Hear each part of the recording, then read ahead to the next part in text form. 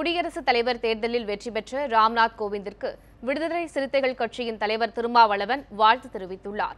சென்னையில் நியூஸ்7 தமிழுக்கு இது தொடர்பாக அவர் அளித்த பேட்டியில், தலித் மக்கள் மற்றும் ஒடுக்கப்பட்ட சமூகத்தினரின் உரிமைகளுக்காக ராம்நாத் கோவிந்த் குரல் கொடுக்க வேண்டும் என வலியுறுத்தினார்.